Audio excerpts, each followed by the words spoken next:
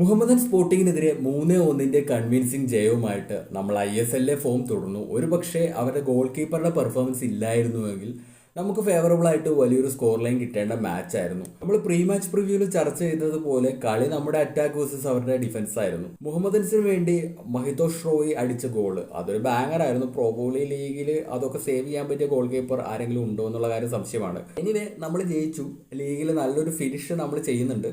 Probably നമ്മൾ 8th പൊസിഷനിൽ തന്നെ ഫിനിഷ് ചെയ്തേക്കാനാണ് സാധ്യത. ഈ മാച്ചിലേക്ക് വരുമ്പോൾ ഫസ്റ്റ് ഹാഫിൽ മുഹമ്മദൻസ് നമ്മളെ ശരിക്കും ഫ്രസ്ട്രേറ്റ് ചെയ്യിപ്പിച്ചു. പ്രത്യേകിച്ച് പദം ഛേത്രിയുടെ സേവുകൾ പലപ്പോഴും അവരെ ഗെയിമിൽ നിലനിർത്തിയത് അയാളുടെ സേവുകളായിരുന്നു. അല്ലെങ്കിൽ ഫസ്റ്റ് ഹാഫിൽ തന്നെ ഗെയിം നമ്മൾ തീർക്കുമായിരുന്നു. രണ്ടാമതായി എടുത്തു പറയേണ്ടത് ഫ്രാഞ്ചുവിന്റെ പെർഫോമൻസ് ആയിരുന്നു. ഈക്വലൈസർ സ്കോർ ചെയ്തതിനു പുറമെ ഫൈനൽ തേർഡിൽ കൺസിസ്റ്റന്റ് ആയി സ്പേസ് കണ്ടെത്തി ചാൻസ് ക്രിയേറ്റ് ചെയ്ത് ഫ്രാഞ്ചു മുഹമ്മദൻസിന്റെ ഡിഫൻസിനെ വല്ലാതെ ബുദ്ധിമുട്ടിച്ചിട്ടുണ്ട്. മൂന്നാമത്തെ കാര്യം ഫൈനലി നമ്മുടെ PSG സ്റ്റാറിന്റെ പെർഫോമൻസിനോടൊപ്പം റിസൾട്ട് കൂടി കിട്ടി എന്നതാണ്. കെവിന്റെ 2 അസിസ്റ്റ് വന്നപ്പോൾ ഫ്രാഞ്ചു ആണെങ്കിലും വിക്ടർ ആണെങ്കിലും എത്ര റിലീവ്ഡ് ആയെന്ന് നമ്മൾ കണ്ടു. ആളെ കൊണ്ടൊരു ഗോൾ അടിപ്പിക്കാൻ വേണ്ടി മാക്സിമം ഫ്രാഞ്ചുവും വിക്ടർ നോക്കി, പക്ഷെ നടന്നില്ല. നാലാമത്തെ കാര്യം നമ്മുടെ മെന്റാലിറ്റിയിൽ വന്ന മാറ്റമാണ്. നേരത്തെ നമ്മൾ ഫസ്റ്റ് കൺസിഡർ ചെയ്ത പിന്നെ ഒരു കംബാക്ക് ഒന്നും നമ്മൾ കൊടുക്കാറില്ല, പക്ഷെ ആഷ്ലി വന്നതോടെ നമ്മുടെ മെന്റാലിറ്റിയിൽ വലിയൊരു മാറ്റം വന്നിട്ടുണ്ട്.